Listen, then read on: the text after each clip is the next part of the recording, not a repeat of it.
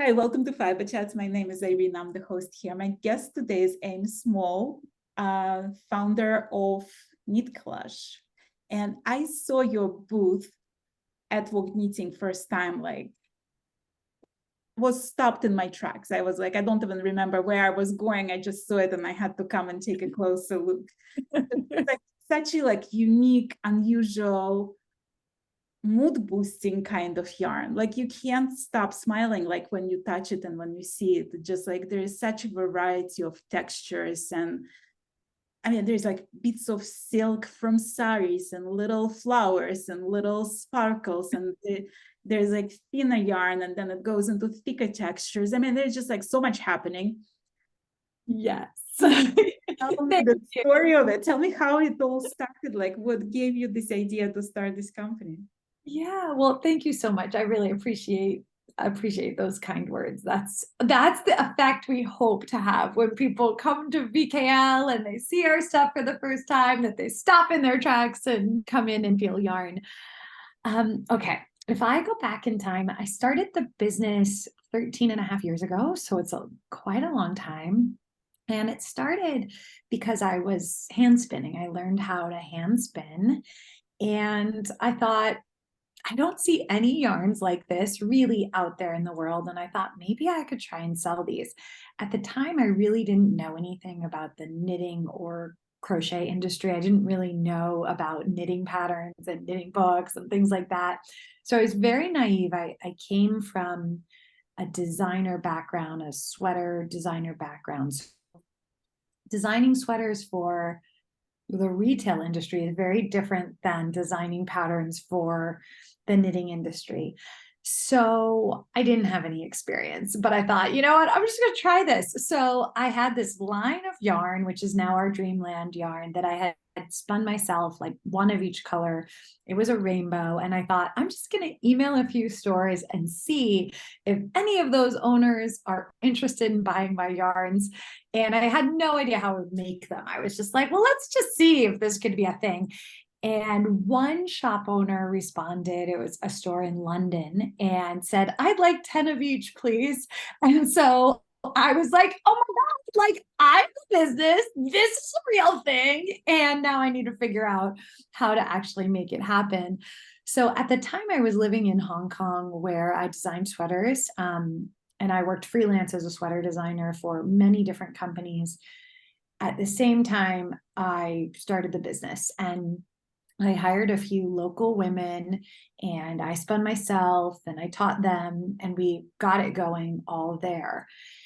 But after about a year, I started to think about moving back home to the States. You and I are neighbors. So, yeah, I live outside of Boston, but I was just ready to be closer to my family. I'd been in Asia for 5 years.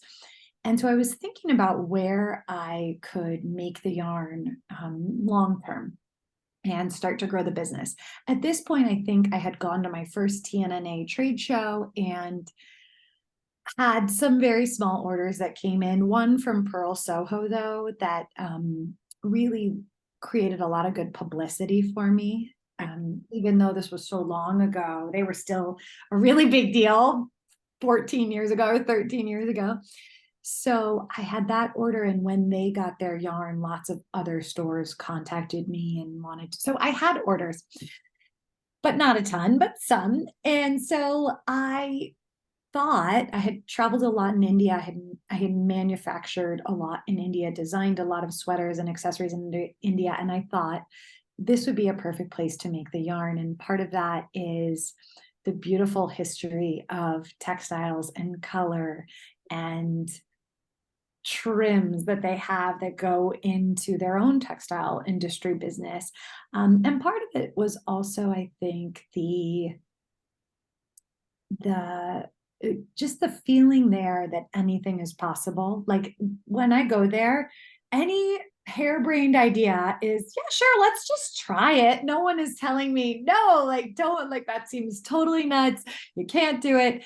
There's just always been this attitude of, sure, like, we could try that. You want to have 100 trims in that yarn? Sure, like, let's try it.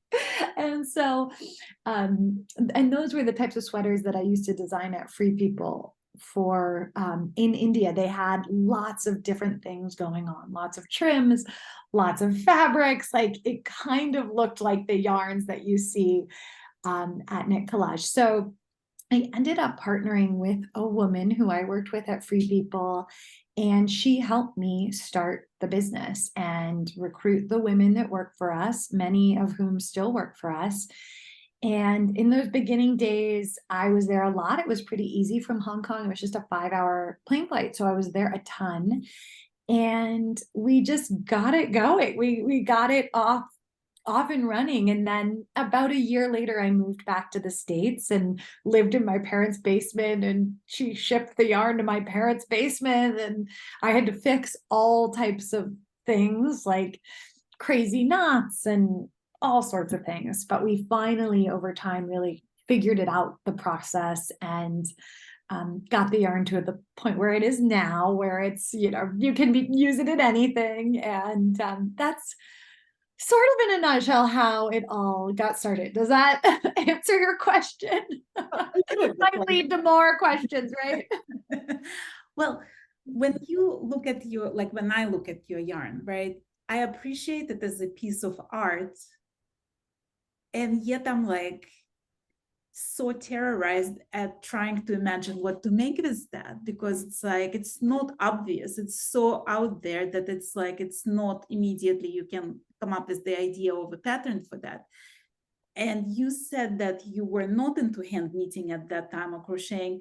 How did you approach that side of marketing? Like, how did you explain people like what they can make with that yarn? Yeah, and that's a really good question. I think for a long time in the beginning, I was almost 100% wholesale. I sold mostly to shops, and I relied on the stores to sort of come up with their own patterns, or I would write really simple patterns and terrible photography that wouldn't inspire anyone. And then I had one year where I was making some finished product for Anthropology, and I decided to get like a real photographer who ended up being a really good friend of mine. She's a good friend of mine now. And I remember she took a photo of one of our hat patterns, and I was like, oh my God, it looks so good. Like that's how I envision the brand looking, but I can't achieve it taking a selfie of myself. And some people can achieve great things with a selfie, but not me. So at that point, things really started to change in my mind. Like, oh, I can create my own brand that really feels aspirational, really gives people ideas on what to make with the yarn. I don't need to rely on other people. And that also shifted a bit when I turned my website sales on. So I think that was like 2017. And I had a business coach, and she said, just do it, just turn it on, see what happens. And that changed everything for me. So instead of hearing from the shop owners what they wanted, I could hear directly from the customers and start to have a line of communication with them. And it also felt like I could just do what I wanted a little bit more. I wasn't just serving these shop owners who are all very different, from Oklahoma to New York to California. I could just kind of do my thing. And I think the learning there is actually when I just did my thing and I was trying not to please other people, it was actually better for them as well. You know, if that makes any sense. Like I wasn't trying so hard to make everybody happy. But that's when the patterns started to really get better. We started developing them more. I think in 2019 is when I started working with Laurel, who is a pattern designer, very technical. And when we started working with her, they went to a whole different level of complexity and beauty. I think like we have steeking, we have lots of color work now, we have modular knitting, all sorts of different techniques. So if you go on our website, you're going to see lots of ideas of what to do with the yarn and all the different yarns, ranging from a really basic idea all the way to if you want to steek a colorwork sweater. You could do that. Your site, because it's sort of like when I look at your yarn, I did not expect that. right? Because like when you look at the very complicated yarn, whether it's like a lot of different colors, so a lot of different textures going on, usually the conventional approach to it, you just have to do some stockinette and like make the yarn speak for itself, right? So it's not like very natural, like thinking, you know, it's like an idea that like you can make something complicated and you can make something like technically advanced with this yarn. Yeah, and I think that's how we started out, and it all evolved. When we did our first colorwork sweater, and then it was like, okay, well, what's next? Then whatever that next technique is, we did, I think we did an entrelac sweater that did really well. And you might not think, how can you use these bulky embellished yarns in entrelac? But I think it's one of the coolest sweaters we've ever put out there. It's probably a balance of what's the most popular, though. I think our sweaters in stockinette that really do just show off the yarn and highlight the yarn do really well too. And that maybe you'd argue those are the best things to make with the yarn, but the other designs that do have these more advanced techniques are absolutely beautiful too. And it's been really fun to give those types of patterns to our community who really likes knitting with chunky yarns. They like a big needle. They're not that into small needle knitting, or maybe they are, but they like a range. So it's been fun to be able to offer them more complicated or advanced techniques through the patterns as we evolve over time.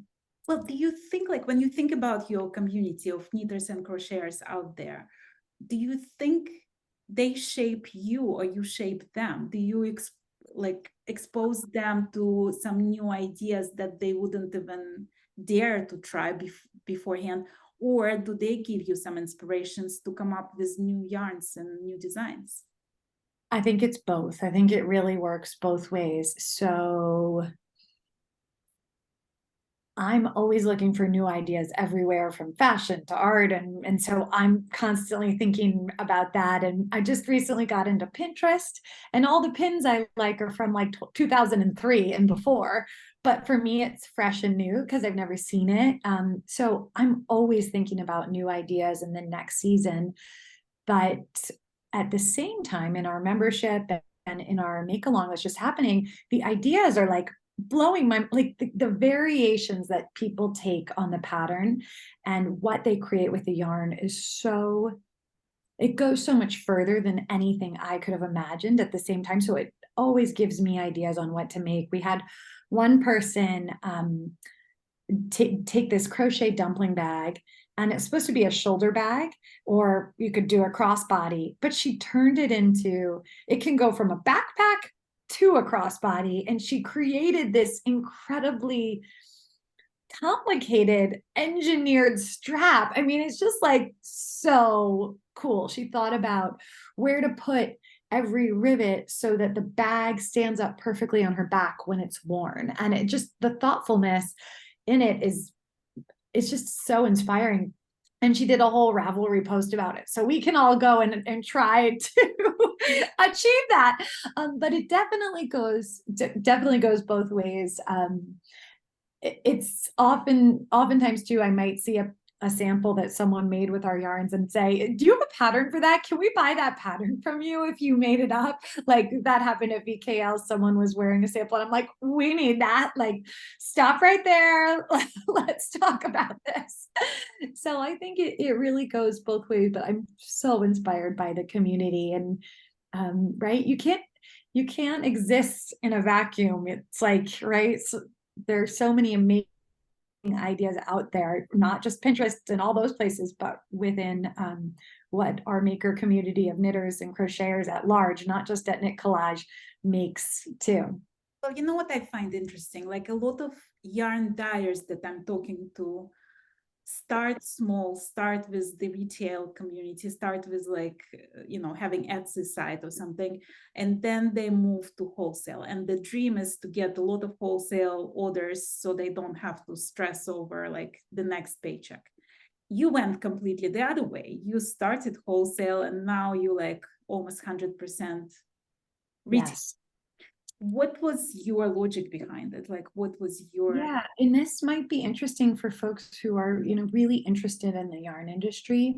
For me, the margins were just aren't there wholesale. So it's really, it got to a point, and this is why my business coach told me to turn my website on. It got to a point where the business wasn't viable if I only did wholesale.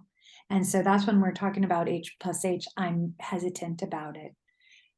On the one hand, I need to keep the spinners busy who make our yarn. There's 16 women that make our yarn. So I'm constantly thinking about quantity and I might not be able to keep them busy if it's just retail because the quantities be less.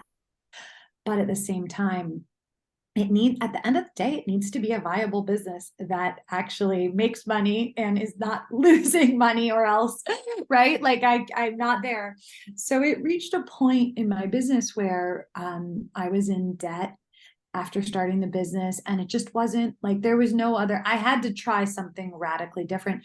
And this was at a time when not many yarn companies went direct. So I was very worried that shops would get upset, maybe stop selling my yarn. But I remember within like the first day, I got a $700 order from Luxembourg of all places. And I was like, oh my God. And it was a very weird yarn. And I mean, that does not happen very often at all. But it was just like, oh my God, like this can be different.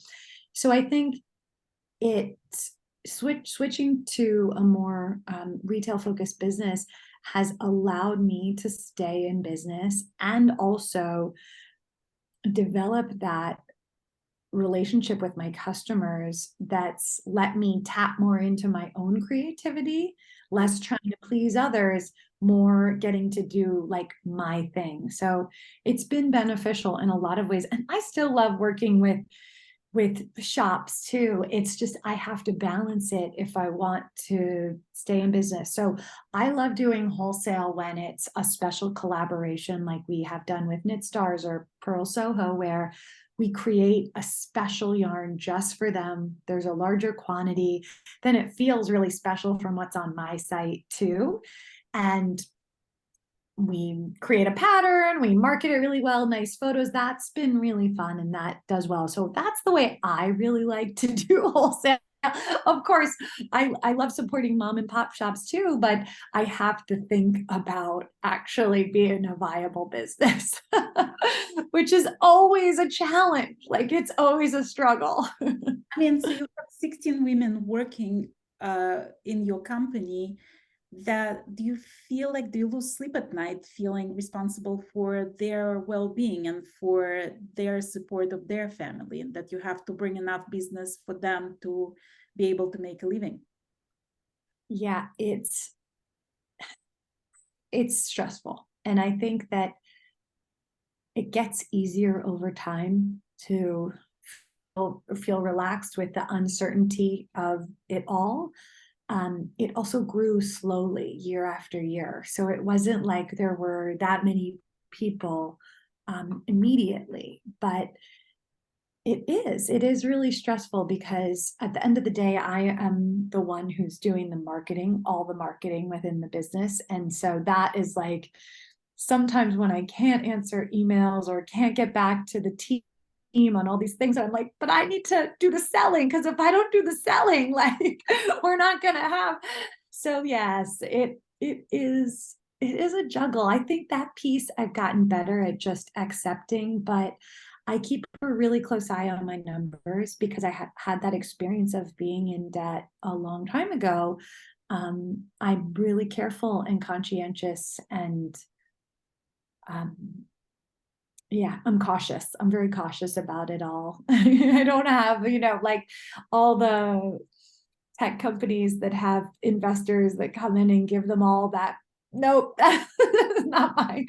It's all bootstrapped over here. You mentioned that Luxembourg order and you called it weird yarn. Like, what would make yarn look weird to you?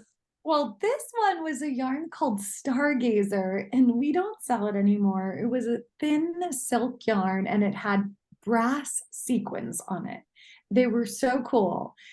But it was very hard to actually think of patterns to design for it. Like that one really was, because it was very heavy. Because it was this metal sequin, it wasn't like a normal sequin. It was very heavy, so there was only so much that you could make with that.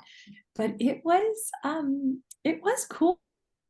I sometimes get asked to bring it back, or it'll pop up that someone was able to get a skein off eBay or Ravelry or something, and it's like vintage knit collage. So it was cool in some ways, but that yarn for me was a challenge to come up with.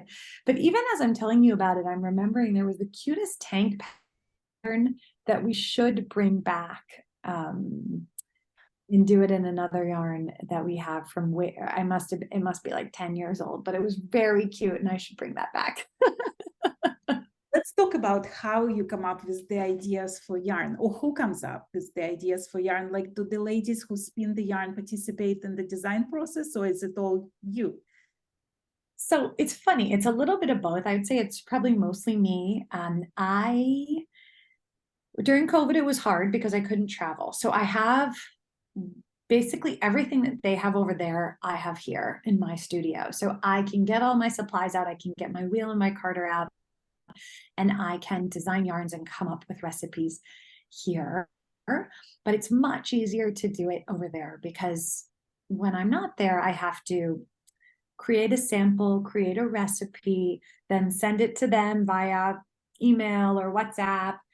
They make a sample, they send it to me, maybe it's not right, and we go back and forth a lot. Whereas when I'm there, it's really happening quickly and in real time. Also, when I'm not there, I might not see the samples that come off the wheel that are like rejected, but they're actually treasures. So they may think, so what can happen sometimes is they create a yarn that they're like, you know what, this will look better. And they'll take my idea and use it as a jumping off point for what they have in mind. Or they just interpret what I've said totally differently than what I imagined. And it comes out so much cooler and so much better. And so in that way, it is a collaboration. I do all the colors.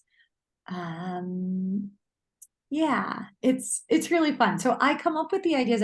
I get the inspiration from all over. I have a photo album on my phone. So every time I see something that inspires me, I screenshot it and I add it to there. And then when I need ideas for yarn, I go there and they're all in one photo album.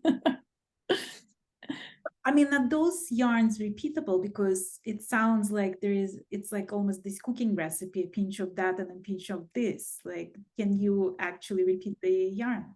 Yes, they are. So it is a little bit of that, but I think that's what makes it so special too. It's not exactly the same every single time. So right now we're developing this yarn called Happy Dance that is all about the carding. So what we do is we prep the fiber, and we have a recipe for the colors of fiber. We lay that out, and then we put all these things into the fiber, like a sandwich fiber. So it's like this sparkle fiber, it's bits of thread, it's sari silk, there's all sorts of things, and we chop it all up. And it's almost impossible to make a recipe for this. But I just try. Basically, I just start. I just do my best guess. Then we make a sample and we see how it looks. And then we tweak it. We make another sample. Then I ask for a certain quantity for our sales sample, which is sort of like a pre-production. So they try it. They, maybe make 20 per color. And in that process, I can see, is this recipe right? Do we need to tweak it? And we go from there. Now, the thing is, in this yarn, it goes through the hand carder. So there's this hand element. There's a hand element of where you put all the trims. They're different every time. And then, of course, how the spinner spins it. So each yarn will have the same ingredients, but skein to skein can look really different. However, it's not like a dye lot issue like you'll have with an India dyer, because colors all really look the same. So you can absolutely use the same you can use the same skeins together and not worry at all about dye lots, because all the 20 things that go into it are the same. It's just how they come out that can be different. Does that make sense? I mean, do you have, when you create yarn, do you have, like, what comes first, sort of the chicken or the egg, right? Like, do you have a pattern in mind for what you're trying to create with this yarn? Or do you create yarn and then you look at it and like, okay, like I could make this pattern out of it? Yeah, I always make the yarn first and then think about the pattern. I don't know if that's the best way, but that's what I do. Yeah, it's usually the yarn first. I don't think I've ever done it the other way.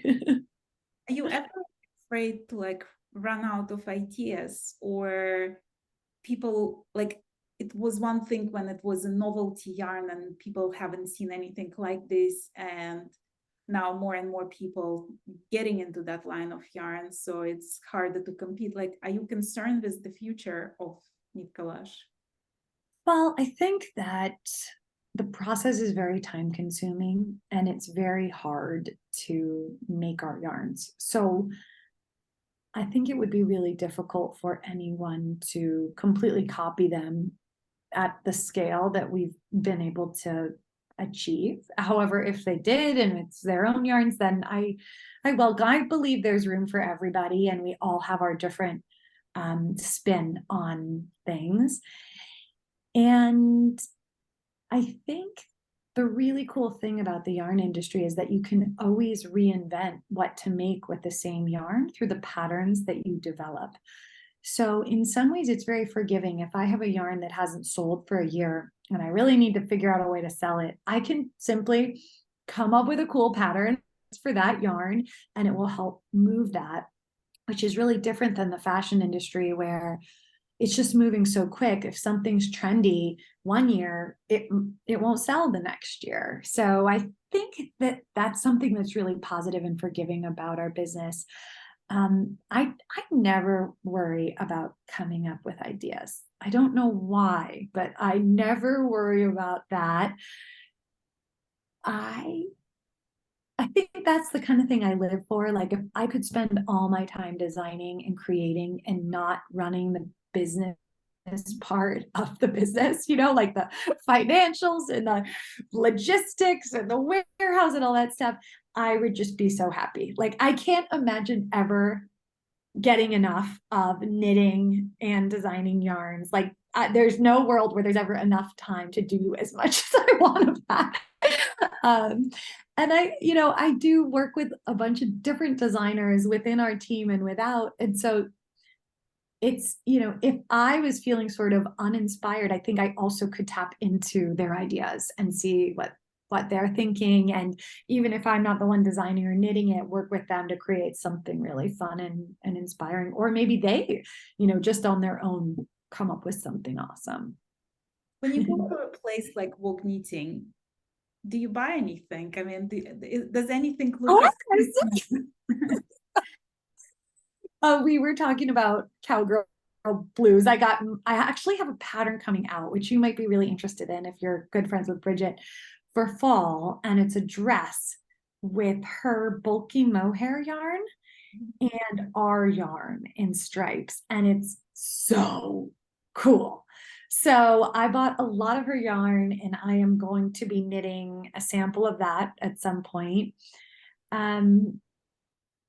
I got a bunch of yarn. I got some cotton yarn, Busy Peach this year.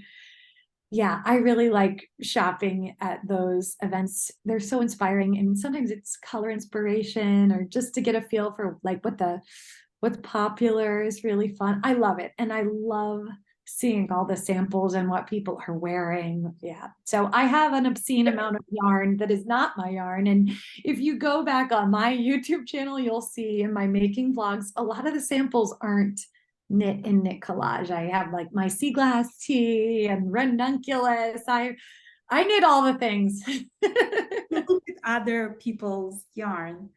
Do you see it for what it is, or do you see it as one of the components to put into your yarn? Well, I think I see it for what it is. So I really enjoy knitting with other people's yarns and other people's patterns, because to me, it doesn't feel like work. Like when I knit with my yarn and my patterns, it's usually for work, a photo sample or some marketing it. And that is a nice way to have my love, my creative outlet that doesn't feel like work.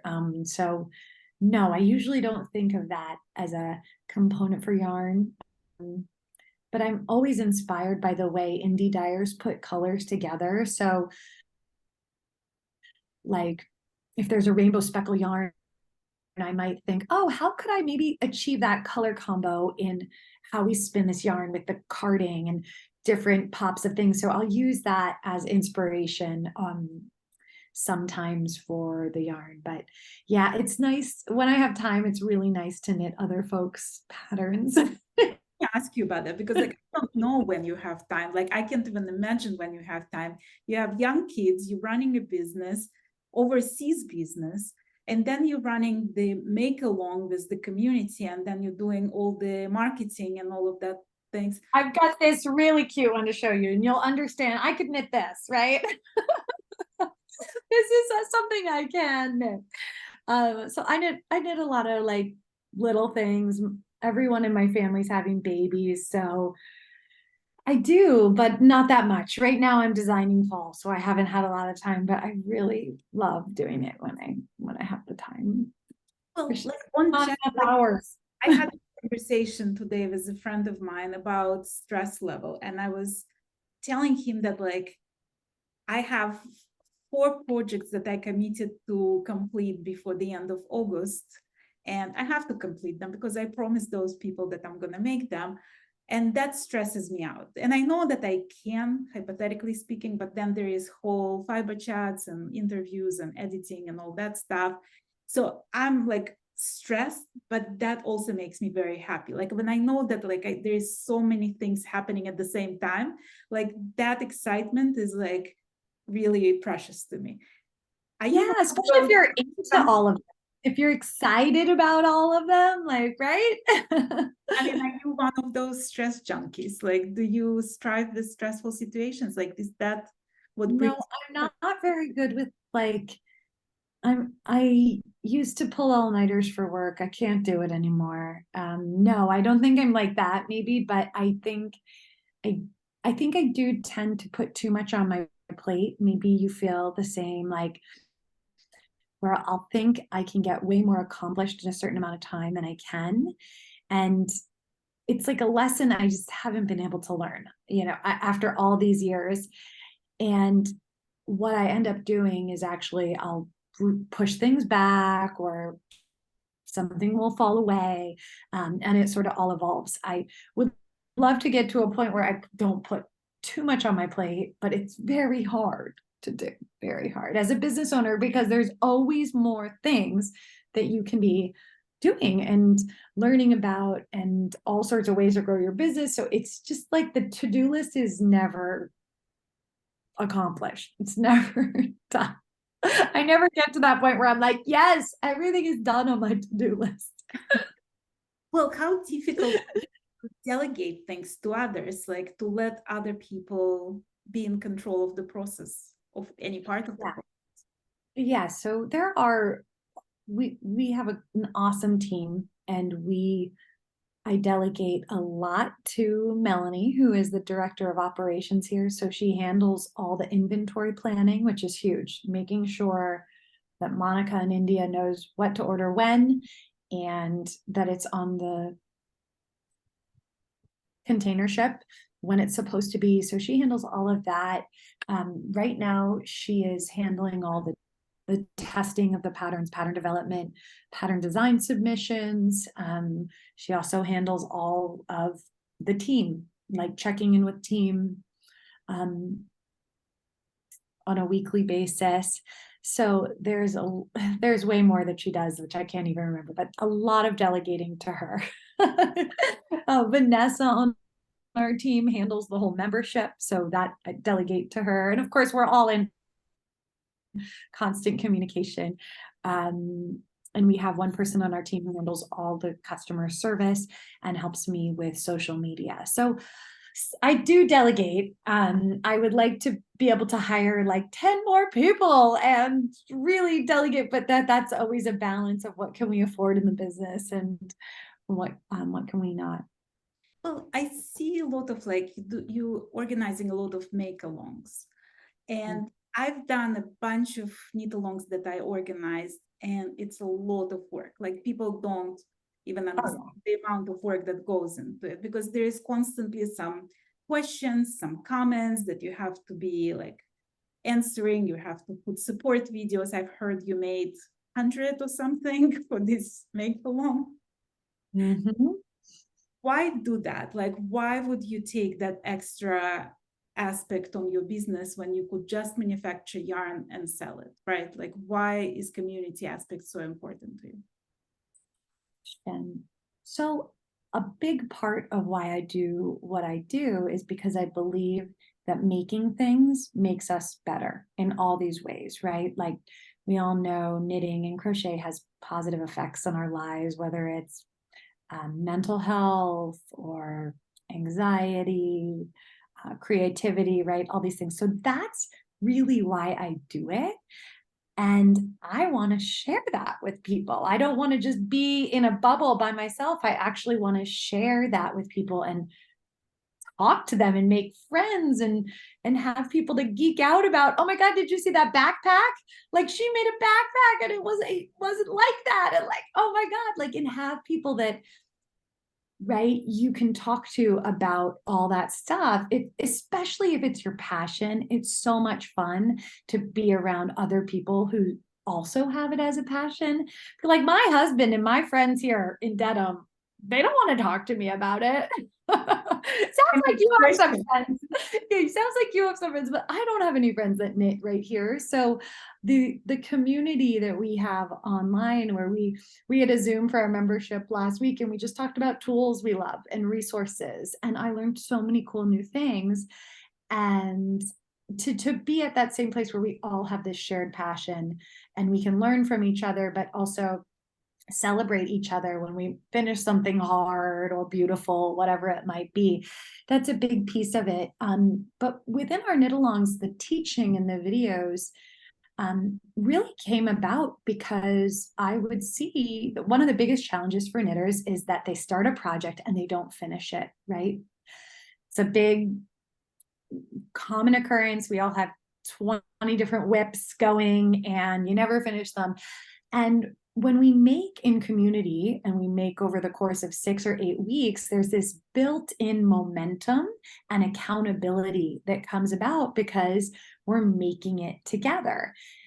Another big problem folks face is, let's say they make a mistake, they need support. So they can come to one of our knit-along Zooms and ask one of our coaches, I did this, can you help me? Like, what do I do now? And then they can get help and move on so that they actually finish their project. And the videos are a big piece of that as well, because we have folks joining who have never crocheted, never knit, never sweater, whatever it might be. So they can go back and watch those however many times they want. And they hopefully will help them actually finish their project, because all the good, like so much of the good is when you actually finish that project. So the learning and the community piece around help and getting help is really about just helping folks get to that finished object state. Tell me about, like, you at the festival or you somewhere and you see somebody wearing something made with your yarn. How does that feel? Oh my God, it's just amazing. It never gets old. It's just absolutely incredible. I feel this way even when I get, the internet can be so mean. You probably know. I feel like YouTube people can be mean. I don't know if you've had anything, but even if someone writes just a kind comment on a video I put out or an Instagram post, it means so much to me. And someone today wrote something really sweet on my YouTube channel, and like I'm like, oh, okay. Like, I'm not doing this, like, there's maybe not that many people, but for one person, like, something resonated, and that means the world to me. And it goes with the yarns too. It absolutely goes for the yarn. There was someone last week who got a skein of yarn and posted on Instagram, like, this is the best day ever. I'm so happy about this yarn. And it really makes it all like, yeah, this is why we do this. Like, I feel the same, like, you know, whenever you're doing something creative, there is no immediate feedback, right? Like, it's not like you draw a picture and you show it to your mom and she says, good job, honey. Like, it's you post something and there is this vacuum. You're talking to nobody. You're talking Totally. comments like this, and you realize that people are watching and people are loving what you're doing. It's like really means the world. Yeah, it really does. It makes such a difference, and it really means a lot. 100% agree. So tell me what's in the works. Like, how do you see this company? Where do you see this company going? And like, what's the plans for the next decade? Oh, for the next decade, that's such a great question. Well, one of our biggest goals or initiatives for the future is we're really drilling down on our customer journey and what that looks like. So let's say you've never purchased before from us and you join a knit along and you crochet a bag. So what would be the next thing that we would offer to you that would be maybe one step above what you made in terms of your skills, and what could you learn from that particular project? What would be that next thing? So one of the things we're trying to figure out is that whole, like, how people come into our world and how we can serve them better on their next project so that they keep their momentum going and hopefully keep returning as a customer and we don't just leave them hanging. So that's something we're digging into now, and it's a lot of back end website stuff. So super technical, but that's kind of fun to think about because I have had a lot of folks say, well, I knit this, what do I do next? And I'm like, yeah, we got to figure that out. So that's something. And then we are working on spring now for 2024, as well as fall, wrapping up fall. And I have spring designs that just came in yesterday or the day before that I get to go through and look at all those designs. So I'm super excited about that. We have a new yarn for fall that I was explaining that's like the crazy carding one called Happy Dance. So I'm excited about that too. Well, with you, right? Like, you do the actual yarn spinning, you come up with the designs, you do marketing, you are a YouTuber, you are an influencer on Instagram, you are the manager of the inventory, you are provider of jobs for women in India. Like, if you had to describe yourself to a new person, if you're just introducing yourself, how do you see yourself? Well, it's so funny because I went out to dinner last night with a client of my husband's, and she and was like, so is this like a full-time job for you, or are you mostly with your kids? And I was like, she literally had no idea, didn't know anything about it, so whatever. But I'm like, yeah, a lot of work. I don't know. I think I would say I'm a yarn designer and a pattern designer and an online teacher. That's usually how I describe it. I think I would like to continue to move towards being more creative every day. And for me, the YouTube stuff and Instagram is part of that. I love doing that part of sharing it. And it is creative and fun and silly.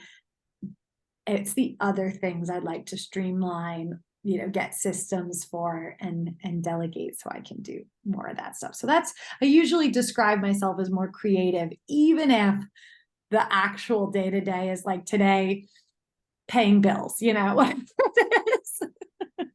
Creative approach to paying bills. Yeah, somebody has to do it. There's a lot of logistics. Always, always, always. I have a mound of mail for the business I need to go through at some point. The truth is the creativity time is very little. Right. Well, I hope like to see you again at some point at some of the festivals, or we should just get together for coffee. Like Let's get a coffee or a drink. like we should actually get together and do it in I would person. love that. I told you I don't have knitting friends in the neighborhood, so I'd really appreciate that. You have me, so let's do it. Let's meet for drinks and meet together. Like that. Yes, I please. like one last question. Who in your mind is your target audience? Who is your client? Because, you know, like I knit lace, like people know me for lace knitting. I'm so tempted to try your yarns just because they're like so gorgeous that I'm looking at them and I'm like, I have to make something with that. Who do you have? I'd love to see what lace project you would make with like this yarn. That'd be so cool. That would be amazing. So, you know, I have a couple members of our membership that I sort of think of as our ideal customer, and I won't name them by name, but they just have this amazing creativity about them. They'll take our patterns, they join in our knit-alongs, but make them their own, whether it's different yarn choices or variations. They're constantly making things. They have a bit more free time. Maybe their kids are a little bit older or didn't have kids, whatever it might be. So I have a couple people that I think of in my mind as, oh, well, that's just, and they're just chill, low key, no drama, you know? When they need help, they ask for it, but it's not like no yarn emergencies. I don't know if you've had anybody that's had a yarn emergency, but I joke like no such thing as a yarn emergency, right? It's not life or death. So I think of these few customers that are just incredibly, they are prolific and expert too. So it's interesting because I think of them, but the reality is our customers also very beginner because the yarns lend themselves to beginners really well. So we have a lot of beginner knitters too, and that's awesome. I love that. Getting people into knitting is so cool. Please. And the fact that the yarn is so artistic in itself that it's like doesn't matter what you're gonna make out of it, it's gonna be a piece of art and it's gonna stand out and people gonna notice, you know. Yes, exactly. They make blankets or pillows, simple scarves. You don't have to do that much with the yarn to make it look like something. Well, if you guys tried Knit Collage, let me know in the comments what you've made with it. And if you haven't, I'll put all the information about how you can find that store and how you can join the next make along and get your hands on this amazing yarn in the description of this video. So thanks so much. Thank you, Emmy, for being my guest today. Thank you. Thank you so much for having me. This was so much fun. It was awesome. And I'm hoping to see you soon for drinks somewhere. Absolutely.